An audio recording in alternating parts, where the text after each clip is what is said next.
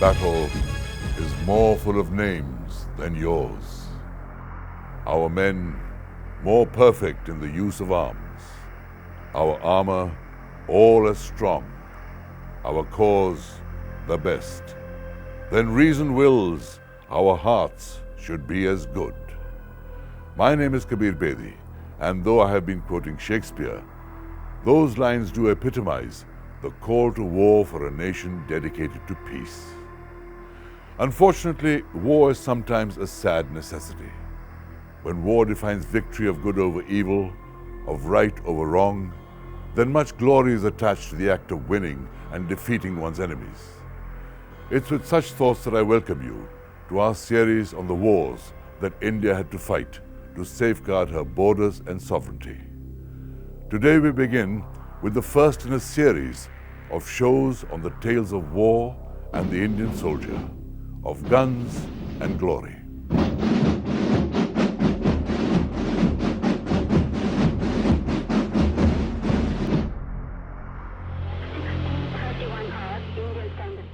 On 16th December 1971, at around 4:30 p.m. Indian Standard Time, Lieutenant General Amir Abdullah Khan Niazi, Martial Law Administrator and Commander of the Eastern Command, Pakistan, attached his signature to a one-page document. A minute later, Lieutenant General Jagjit Singh Arora, General Officer Commanding-in-Chief of the India and Bangladesh forces in the Eastern Theatre, countersigned the instrument of surrender. Signed the instrument of surrender and placed himself and 1,500 kilometers away, Prime Minister Indira Gandhi announced in Parliament, Dhaka is now the free capital of a free country. The applause was deafening and prolonged. In one swift war, India achieved its biggest military and diplomatic victory ever. Pakistan stood dismembered and humiliated. With the signing of that instrument of surrender, Bangladesh became a reality. Pakistan lost what was then called East Pakistan, and with it, almost 20% of its landmass and more than 60% of its population. But how did this war between India and Pakistan come about? Just 6 years since the last one. And how did it end in just 13 days? And why did India take such great risk of international censure and send in its troops to invade East Pakistan?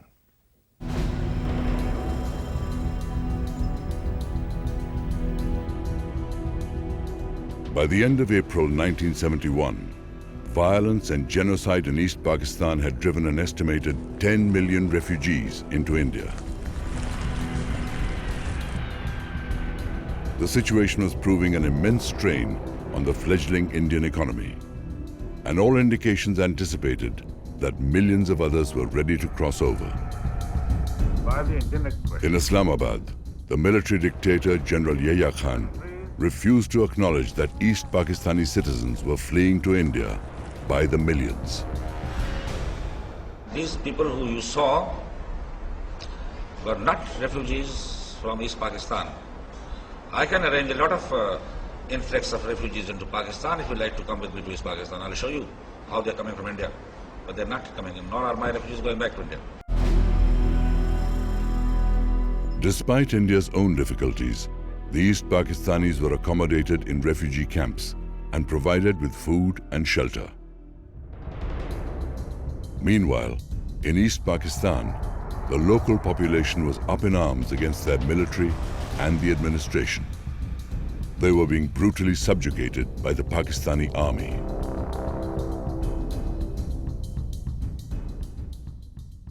Indira Gandhi was aware that events were hurtling towards a situation when India might have to intervene more directly and more forcefully. I don't think we can shut our eyes to the situation in a neighboring state. I think, and I personally think that most of the world believes this, so they may not be willing to say it out openly, that Pakistan as it existed can never be the same again. Ever since its creation in 1947, Pakistan had been plagued by the imbalance of its two parts. More than 1,500 kilometers of Indian soil separated West and East Pakistan.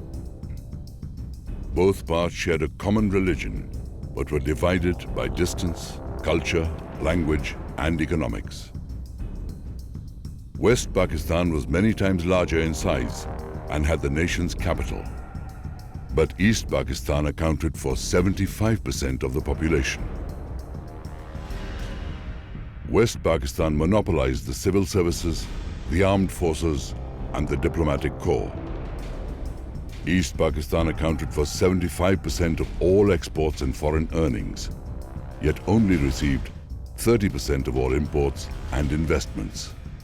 West Pakistan was the ruler and East Pakistan the producer of goods. In the 23.5 years of its union, West Pakistan treated East Pakistan as its colony.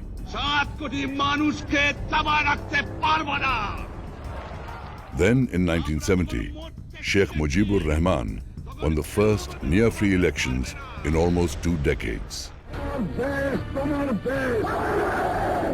The elections were held in December 1970, and Sheikh Mujibur Rahman, who was from East Pakistan, and his Awami League got a clear majority, with 167 out of 313 seats in Pakistan's national parliament, and an overwhelming 298 out of 310 seats in the provincial assembly. By every measure, Sheikh Mujibur Rahman had earned the right to become the next Prime Minister of Pakistan and form its government. I am representing the people of Bengal. Legally, morally, I am the man who can govern this country. The military junta, headed by General Yahya Khan, loathed to see this happen. They preferred the West Pakistani leader, Zulfikar Bhutto, over Mujib. On the 1st of March 1971, after attempts to find a compromise failed, General Yahya Khan announced an indefinite postponement to the opening of Parliament. In retaliation, Sheikh Mujib called a general strike the next day.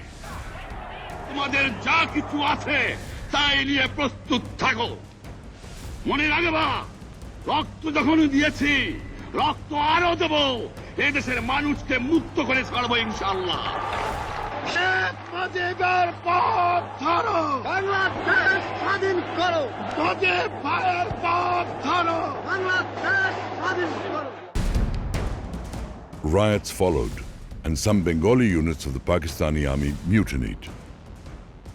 On March 25th, the martial law administrator of East Pakistan, Lieutenant General Tika Khan, received orders from Rawalpindi, West Pakistan, to sort things out.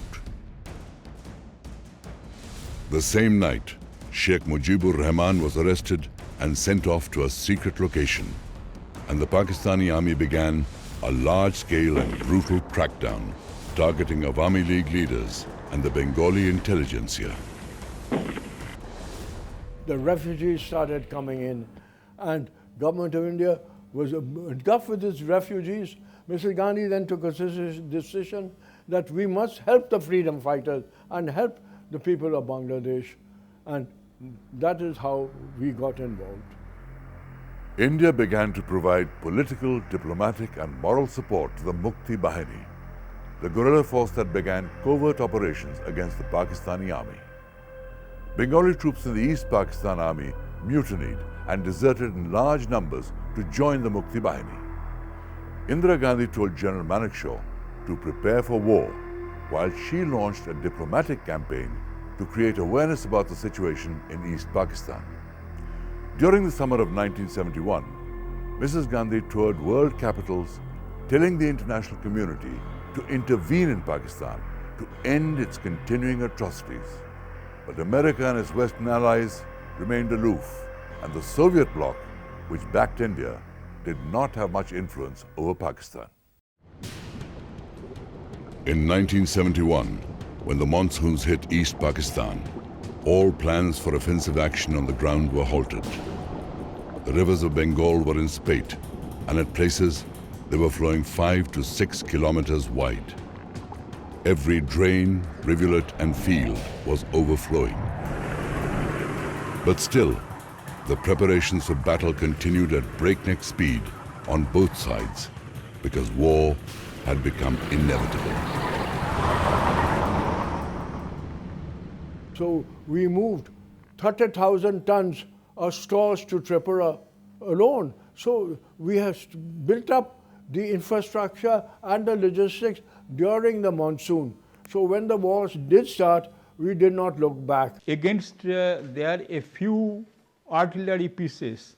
You can say around Tripura there were more than 80 big artillery cannons deployed by the Indian Army all along the border of Tripura.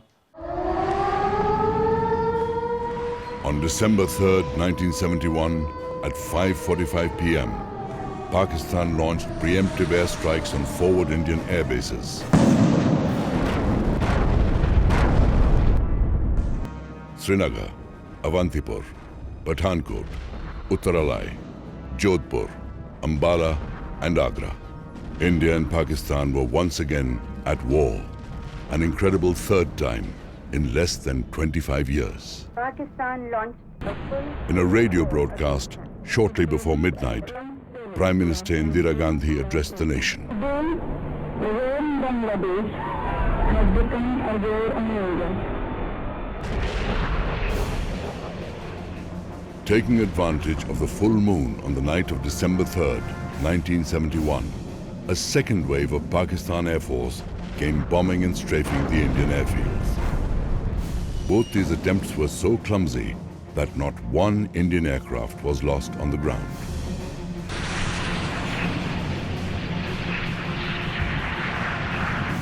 The Indian Air Force retaliated fiercely.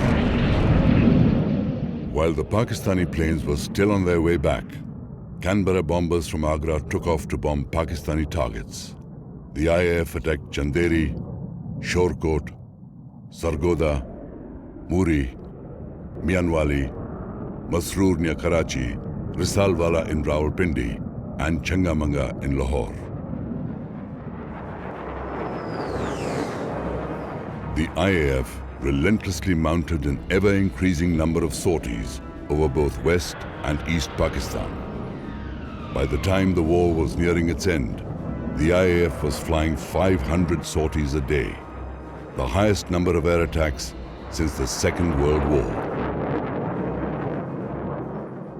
Hunters had been brought in 56, 57. They were also available to us. Nats were available to us, and more importantly, MiG-21, which had come in 61, 62, were now fully operational, and we had a very large number of MiG-21s. In 1971, the Nat fighters of the Indian Air Force found for themselves a permanent spot in the glorious annals of air warfare.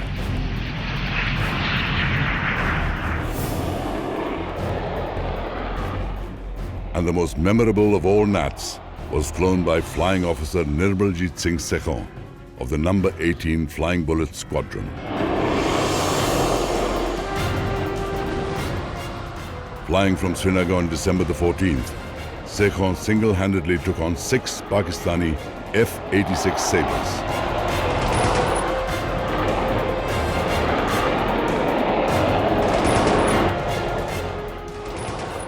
With exceptional bravery, he engaged them all single-handedly and scored hits on 2 of them. The nation's highest gallantry award, the Paramveer Chakra, was posthumously awarded to Flying Officer Sekhon. The war officially began on 3rd December 1971, when Pakistan carried out its preemptive strikes against India. But even if Pakistan had not struck, war would have broken out the next day. Prime Minister Indira Gandhi had already given the nod to General Manekshaw to commence operations on the 4th, but Pakistan claimed for itself the tag of aggressor. War was inevitable. Both countries had been preparing for months. While their armies stood eyeball to eyeball in the western sector, there were constant skirmishes that escalated into all-out battles in the east. Village Garibpur lay on the highway that went to Jessore, an important and strategic town in East Pakistan. In mid-November 1971, to stop the atrocities of the East Pakistan Army in the region, the 14 Punjab Battalion moved to occupy the village. They were supported by air, artillery, and a tank squadron with 14 PT-76 tanks. To evict the Indians, East Pakistan's 107 Infantry Brigade launched a massive attack on the night of November 21st. Indian advanced positions heard the tanks coming through the winter fog and reported their exact locations to Command Central. 3,000 yards you will find on the port and starboard side. For the entire night, the battle raged between the East Pakistani Brigade, which was much larger in numbers than the sole Indian battalion. Around 8:30 in the morning, when the sun broke through the mist, 11 destroyed and 3 abandoned Pakistani tanks became visible. One of the reasons that the war in the East was short and sweet for India was that the Pakistani army was very low in morale when they went into battle. There were many reasons for the low fighting spirit of the Pakistani army, but one of them certainly was the Battle of Garibpur. East Pakistan was one of the most difficult terrains in which to wage a war. There was a river, stream or nullah to cross every few kilometers.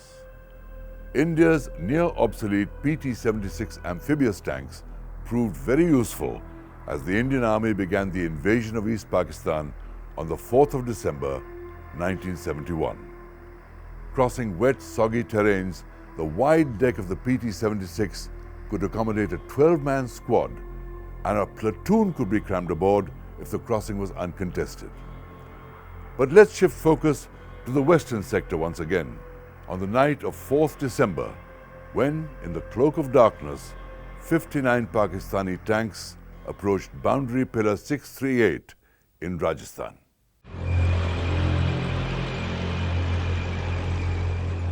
Boundary pillar 638 marked the international border between India and West Pakistan, close to a small hamlet called Longewala in the Thar Desert.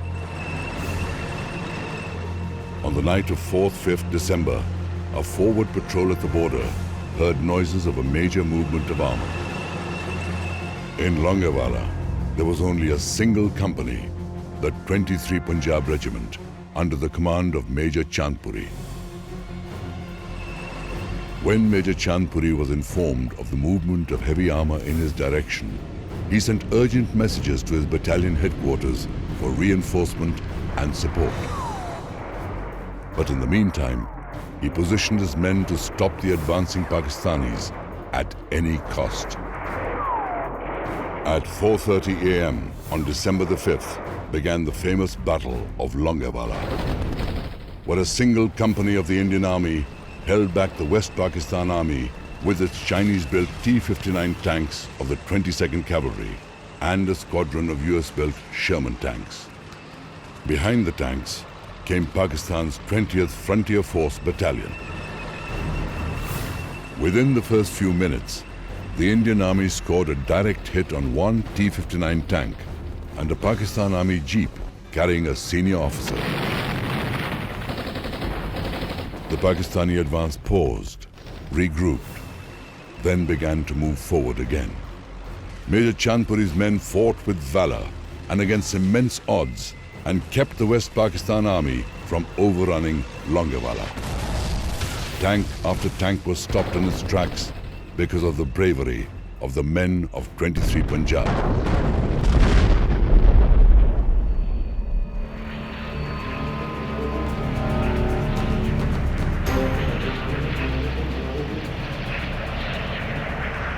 As soon as day broke, hunters of the IAF, flying in pairs from Jaisalmer, joined the battle.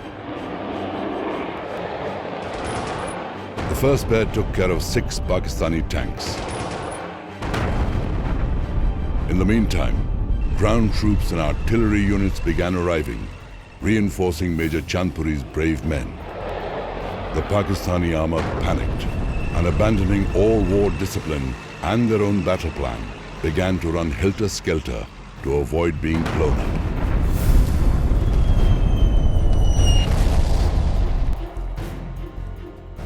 By midday of 5th December, the Battle of Longewala was all but over. The remaining Pakistani forces limped back across the border, with only 8 of their battle tanks in functioning order. Spread across the desert battleground of Longewala lay the 51 other tanks they had come with, in the hope of attacking Jaisalmer.